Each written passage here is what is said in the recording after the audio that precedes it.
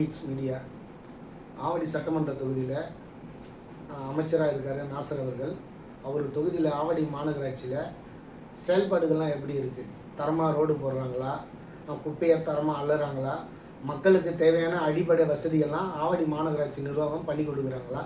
இப்போ கந்தசாமி ஐஏஎஸ் பொதுமக்களிடம் குறையெல்லாம் கேட்டு உடனடியாக நடவடிக்கை எடுக்கிறாரா? அதை பற்றி உங்கள் கருத்து சொல்லுங்கள் ஐயா. வணக்கம். நான் இல்லா கணபதி, பாட்டாளி மக்கள் கட்சியோட திருவள்ளூர் மத்திய மாவட்ட துணை செயலாளர்.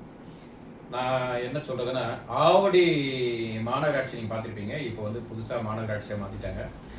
மாநகராட்சின்னு புதுசாக பெயர் தான் மாற்றம் ஆகிட்டு கண்டி, ஆனால் எந்த திட்டங்களும் மாற்றம் செய்யப்படவே கிடையாது. எல்லாத்திலும் ஊழல் தாங்க.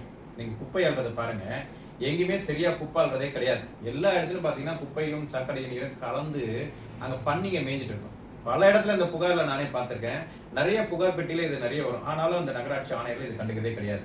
சரி, அந்த திட்ட கழிவின்படி அந்த குப்பையை பிரித்து எடுக்கணும். எங்கேயாவது பிரித்து எடுக்கிறாங்களா நீங்க பாத்தீங்கன்னா எல்லா இடத்துலயும் பாத்தீங்கன்னா குப்பையை கொளுத்த ஆரம்பிச்சிட்டாங்க. இப்போ நிறைய இடத்துல நீங்க பாத்துருப்பீங்கன்னா, நான் வெளிப்படையா சொல்றேன், எல்லா இடத்துலயுமே குப்பையை கொளுத்துறாங்க. எங்கேயுமே பிரிக்கிறதா கிடையாது. ஏதோ கண் துடைப்புக்கு கொஞ்சம் கொளுத்துறது, எடுக்கிறது, செய்யறது, இதுதான் நடக்குது. இது ஏன் இது ஒரு தைரியமா பண்றாங்கன்னா, அதிகாரிகளுக்கு லஞ்சம் கரெக்டா சரியா போயிட்டு இருக்கு. எந்த ஒரு டெண்டர் எடுக்கிறவங்க தான் அவன் லஞ்சத்தை தனியா கொடுத்துடலாம். அப்போ மாதம் 1ஆம் தேதியிலேருந்து 10ஆம் தேதி வரையும் ஆவடி மாநகராட்சி பில்லு குப்பை எடுக்கிறதுன்னு போட்டுடுறாங்க. மக்கள் வரி பணத்துல இருந்து. மக்கள் வரி பணத்துல அது சரியா நடக்குது. அதாவது பல கோடிகள் வீணடிக்கப்படுறதா என்னுடைய விஷயம். குப்பைக்காக எந்த ஒரு திட்டமும் ஆவடி நகரத்துல சரியா செயல்படுத்தலைன்றதை என்னுடைய ஆதங்கமா நான் சொல்லிடுங்க. பொறியாளர் பிரிவில் டெண்டர்லாம் வெளிப்படையாக நடக்குதுங்களா? நீங்க பார்த்துருப்பீங்க. ஒரு நேரத்துல இன்னைக்கு ஆவடியில டெண்டர்ல பாத்தீங்கன்னா 100கணக்கான ஒரு நிறுவனங்கள் இருக்குது. ஆனா ஏன் ஒரு 10 நிறுவனங்களுக்கு மட்டும் திரும்ப திரும்ப அவர்கள் பெயர்களுக்கே டெண்டர் விடுறாங்க? என்ன காரணம்? அதாவது நம்ம மேல சொல்றோம், தமிழ்நாட்டுல தான் மேல அப்படி இருக்கு, ஒரு குடும்பம் தான் எல்லாத்தையும் நம்ம நினைக்கிறோம். ஆனா ஆவடியிலும் ஒரு குடும்பம் தான் இன்னைக்கு அதிகாரத்துல எல்லாத்தையும் செயல்படுத்துறாங்க. நீங்க வேணா பாருங்க, அந்த டெண்டர் எடுக்கிறவங்க பெயர்கள்லாம் ஒரே பெயர்ல தான் எல்லா டெண்டரும் வரும். நீங்க மாத்தி மாத்தி பாத்தீங்கன்னா அதை சார்ந்தவர்கள் அத்தனை பேரும் பாத்தீங்கன்னா ஒரு சார்ந்து இருக்கக்கூடிய நபர்கள் மட்டுமே தான். அந்த குடும்பம் யாரு சார் ஆவடியில நீங்க சொல்றது? அது நான் சொல்ல வேண்டியதுல உங்களுக்கே தெரியும். இன்னைக்கு ஆவடியில ஆளுங்கட்சியா யார் இருக்கான்னு தெரியும். அந்த தலையீடு எப்படின்னு வெளிப்படையா தெரியும். உங்களுக்கு நடுவுல ஒரு பிரச்சனை நடந்தது. அதுல முதல்வரே கண்டித்த ஒரு குடும்பத்தை முதல்வரே கண்டித்திருக்காரு. அப்பேற்பட்ட இந்த குடும்பம் தான் இன்னைக்கு ஆவடி நகராட்சி இந்த அளவுக்கு மோசமான நிலைமை உருவாக்கி வச்சிருக்கு. சென்னை மாநகராட்சியே ரோடெல்லாம் பாருங்கள் எவ்வளோ தரமாக இருக்குது, ரோடு அகலமாக இருக்குது.